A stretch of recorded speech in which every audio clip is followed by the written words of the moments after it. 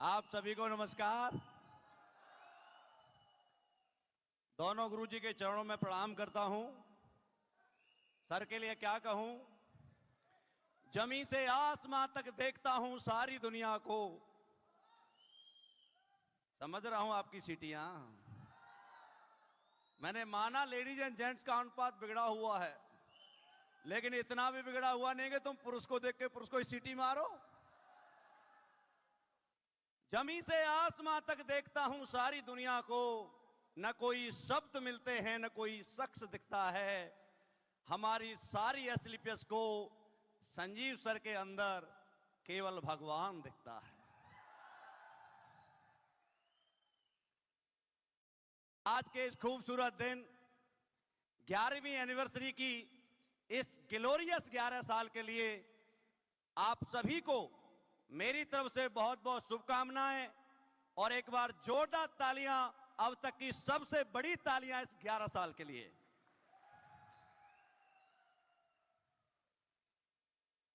आज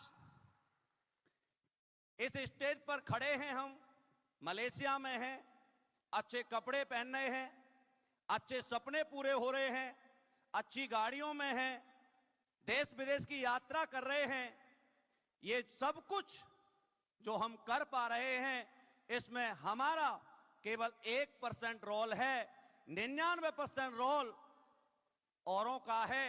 और इसमें सबसे बड़ा रोल है जिनकी सोच में ये कंपनी आई, जिन्होंने इस कंपनी का निर्माण किया। उनका नाम है डॉक्टर संजीव कुमार सर। एक बार जोरदार तालियां चाहूंगा आपकी। जिनका साथ दिया हमारे कंपनी के director mister Mamchand Raipuria sir ने। सर की सोच, सर की डायरेक्शन, सर का मिशन आज हमें यहां तक लेके आया है। दोस्तों, कभी कभी डर लगता है कि एसलीपीएस ना होती तो हमारा क्या होता। आपको भी लगता है या नहीं? कई बार हम बैठ करके सोचते हैं कि एसलीपीएस नहीं होती तो हम क्या करते। हमें कौन पूछता। हजारों लोग आज जो 20-20 साल से चारपाइयों पर पड़े थे, कहीं से ठीक नहीं हो रहे थे, हमारे प्रोडक्ट ने उन्हें ठीक किया। जो जिंदा लाश थे लेकिन आज जिंदा हैं, ऐसे हजारों करोड़ों लोग आज संजीव सर के बारे में क्या सोचते हैं मुझे नहीं पता। संजीव सर ऐसे सोचते होंगे या नहीं सोचते होंगे, लेकिन हम जरूर इस बात को सोचते हैं। और वो बातें सारी मैं मेरी स्पेशलिटी के माध्यम से बनाना चाहूंगा, मेरी कविता के माध्यम से। यदि आपकी जोरदार तालियां मिलें तो।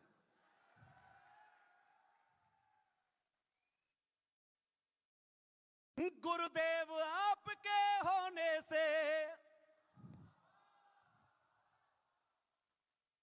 गुरुदेव आपके होने से हैं आशिक करोड़ों अब जिंदा।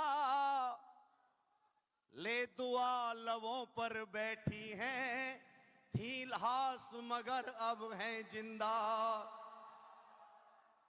बहुत सारे लोग उम्मीद नहीं थे जिंदा रहेंगे, लेकिन सर की इन प्रोडक्ट ने यहां तक किया। और आगे, ले दुआ लबों पर बैठी हैं, थी लाश मगर अब हैं जिंदा। ये दुनिया आप बनाते ना, ये दुनिया आप बनाते ना, क्या होता मन ये सोच रहा। ना धन मिलता न दुआ मिलती, ना हमें पूछता कोई बंदा। हमें नहीं पता हमारा क्या होता, हमें दुनिया में कोई नहीं पूछ पाता। आज हमारा वजूद है, आज हम कुछ कह पा रहे हैं, आज हम कहीं खड़े हो पा रहे हैं, उसकी वजह है केवल एसलीपीएस वेलनेस और डॉक्टर संजीव कुमार सर।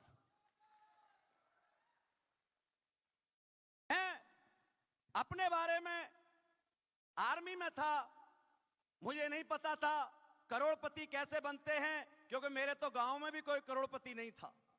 मैं तो आर्मी में नौकरी कर रहा था, गुरुजी ने एक दिन कॉल किया, अपने घर बुलाया। मैं सौभाग्यशाली हूं, भगवान कृष्ण ने गीता अर्जुन को सुनाई थी। मैं अपने आप को भाग्यशाली मानता हूं कि इस कंपनी का प्लान मुझे डायरेक्ट संजीव सर ने दिया था, और उस दिन कोई क्वेश्चन नहीं था, एक ही सवाल था केवल। जब 100 करोड़ का प्लान दिखाया था, मैंने कहा सर ये मिलेंगे क्या? बोला क्यों, तुझे मुझ पर भरोसा नहीं है? मैंने कहा सर आप पर तो बहुत भरोसा है, लेकिन मुझे मुझ पर ही भरोसा नहीं है। सर ने समझाया, बेटा हम क्यों बड़े नहीं बनते, कई सारे कारण हैं। हमारे समाज में कम पढ़े लिखे लोगों को कोई पूछता नहीं है, जिनके अंदर एक्स्ट्राऑर्डिनरी टैलेंट नहीं होता उन्हें कोई पूछता नहीं है। लेकिन यहां पर ऐसा कुछ नहीं चाहिए, केवल तेरी मेहनत चाहिए, तेरी ईमानदारी चाहिए, और तू यहां काम करेगा तो आराम से बड़ा बनेगा। क्योंकि सर ने बताया सफलता किस्मत से नहीं मिलती, सफलता आदतों से मिलती है। और आदत यदि हम बदल लें, सुबह जल्दी जगने की आदत, लोगों से प्यार करने की आदत, लोगों को साथ लेके चलने की आदत, अपने सब्जेक्ट पर पकड़ बनाने की आदत, लोगों को सिखाने की आदत, लोगों से प्यार करने की आदत, ईमानदारी की आदत, वफादारी की आदत, जिम्मेदारी की आदत, यदि ये आदत हमने बना ली तो सक्सेस तो पानी की तरह होती है।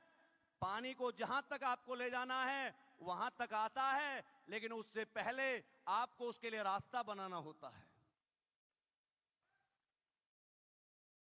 आपने देखा होगा गांव में खेत में पानी लगाते हैं लोग तो रास्ता वहां तक बनाते हैं और पानी को बाद में छोड़ा जाता है, पानी वहां तक आराम से पहुंच जाता है। हमें ये नालियां आदत रूपी अपनी नालियों का ये सिस्टम बनाना पड़ेगा, और ये सिस्टम हमने बना दिया तो हम जहां तक चाहते हैं वहां तक इस सक्सेस को ला सकते हैं।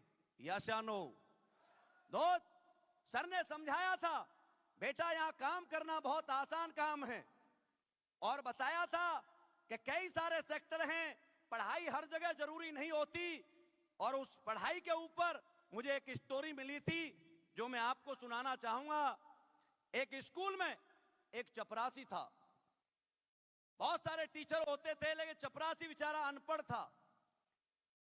जब काम चल रहा था उससे उसी का घर चलता था। उसके बाद एक नया प्रिंसिपल आता है और सभी को बुला करके इंट्रोडक्शन लेता है और उन्हें पूछता है आपकी एजुकेशन क्या है? बोला मैं तो पढ़ा लिखा नहीं हूं। काम क्या है? बोला घंटी बजाना। बोला भाई बिना पढ़ा लिखा स्कूल में कैसे रह सकता है? बोला साहब घंटी बजाने के लिए पढ़ाई की क्या जरूरत है? बोला नहीं, हमारे स्कूल की रिपुटेशन की बात है, आप नहीं रह सकते। उसे निकाल दिया, बाहर चला गया। जब आदमी के पास रोजगार चला जाता है तो सोचता है मैं क्या करूंगा, और उस आदमी ने अपना दिमाग लगाया और क्या किया, समोसे बनाना शुरू किया। समोसे सीखे, बनाया, दुकान नहीं थी, टोकरी में रखता था, शहर में बेचता था। पैसा आया, छोटी सी रेहड़ी लगाई, समोसे बड़े पसंद आने लगे शहर के लोगों को।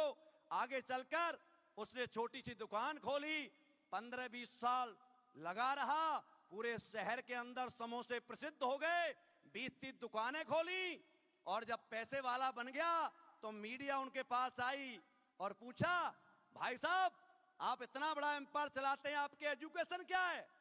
बोला भाई साहब मैं तो पढ़ा लिखा नहीं हूं।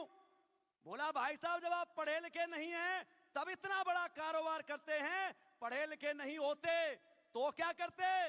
बोला मैं पढ़ा लिखा होता तो घंटा बजा रहा होता।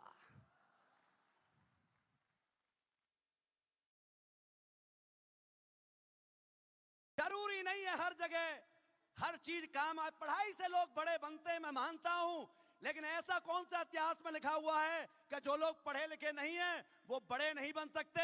अरे नौकर बनने के लिए डिग्रियों की जरूरत होती है, मालिक बनने के लिए डिग्रियों की जरूरत।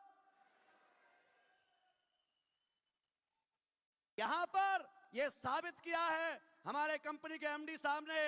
उन्होंने कोई कहीं से डिग्री नहीं की, कहीं से कोई ऑक्सफोर्ड की यूनिवर्सिटी से नहीं आए, किसी का कोई साथ नहीं लिया, लेकिन काम करने की इच्छा हो तो 11 साल के अंदर 7,000 करोड़ की कंपनी बना के तैयार कर दी जाती है।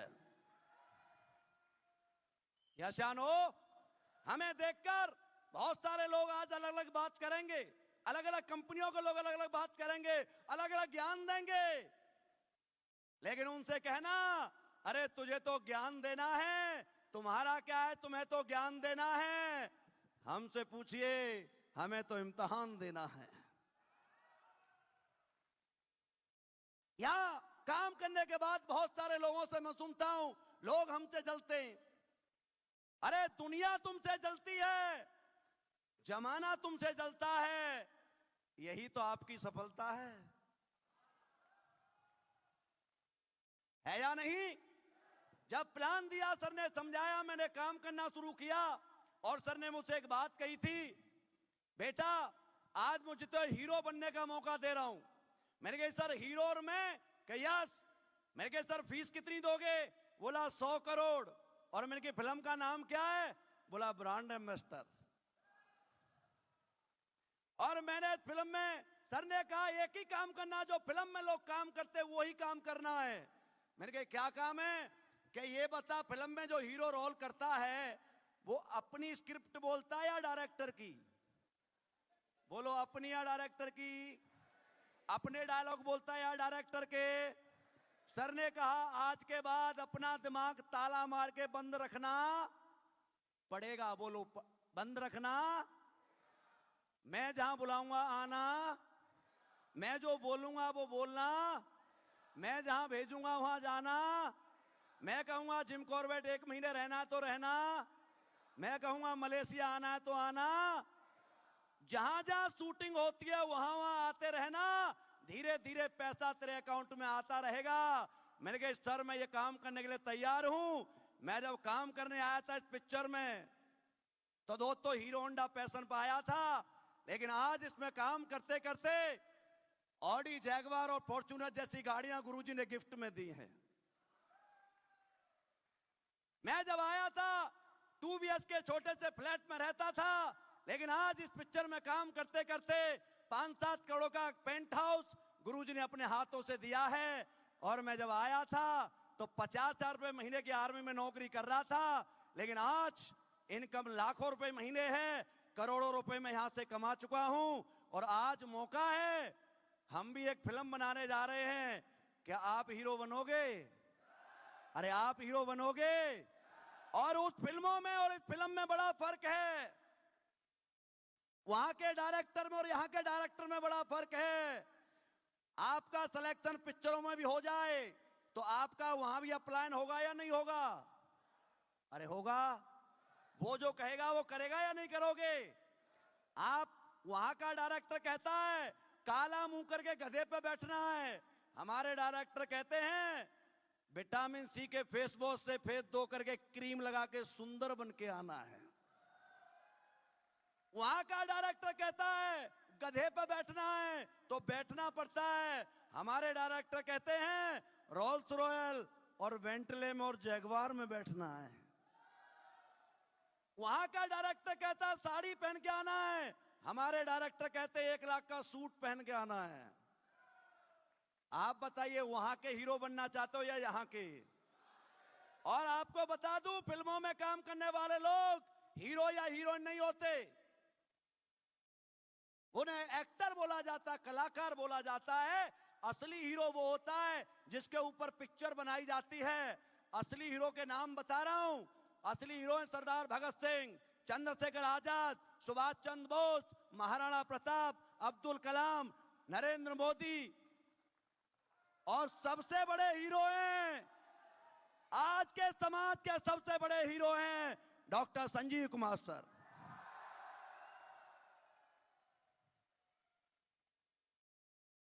क्योंकि दोस्त हीरो वो होता है जिसकी करने से, जिनके सोचने से हजारों लोगों को फायदा पहुंचता हो, वो हीरो होते हैं। वहां पिक्चर हिट होती है, कुछ लोग पैसे कमाते हैं, लेकिन यहां की पिक्चर जिस दिन ब्रांड एम्बेसडर बन के तैयार होगा, चाहे महिपाल सर बने, चाहे शिव कुमार सर बने, या मैं बनूं या आप बने, कोई भी बनेगा, जिस दिन 1000 गरीब बच्चे करोड़पति बन के तैयार हो जाते हैं।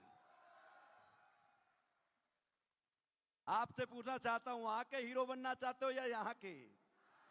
अरे वहां के या यहां के? तो यहां का हीरो बनने के लिए दिमाग ताला मार के रखना, जहां हम बुलाएंगे आना, जो हम बोलेंगे वही बोलना, जहां जो कहेंगे ये पहनना है तो पहनना।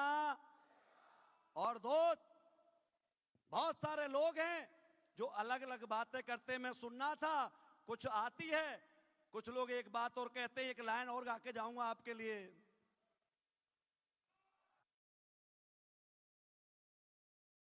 कुछ लोग कहते हैं, रामवीर तेरी तो किस्मत अच्छी है, संजीव सर मिल गए। महिपाल सर की किस्मत बहुत बढ़िया है, संजीव सर का साथ मिल गया। बहुत सारे लोग कहते हैं भाई उसकी तो किस्मत बड़ी अच्छी है, उसका साथ मिल गया तो वो बड़ा बन गया। यदि आपको लगता है किस्मत की बात है तो हम किस्मत बदलने की फैक्ट्री चलाते हैं, फैक्ट्री। आप बदलना चाहते हो किस्मत को? जो किस्मत के सहारे बैठे वो सुन के जाना आज की लाइन, एक बार आपकी तालियां मिलनी चाहिए पहले।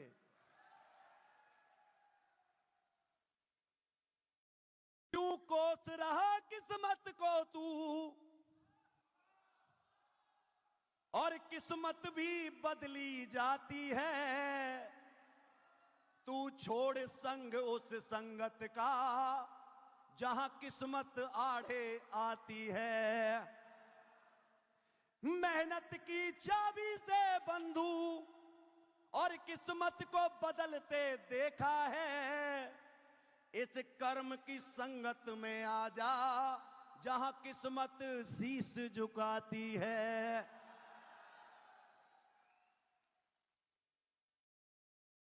आज जितने भी आप आए हैं, आप सभी को मेरा प्रणाम। जितने भी सीनियर लीडर हैं, महिपाल सर, शिव कुमार सर, अमित जी, भंडारी जी, नसीब सर, दिलीप सर, आप सभी को मेरा बहुत बहुत धन्यवाद। आप पूरी एसएलई प्लस वेलनेस को यहां तक पहुंचाने के लिए और हमारा साथ देने के लिए आपके चरणों में प्रणाम, धन्यवाद, शुक्रिया, थैंक यू।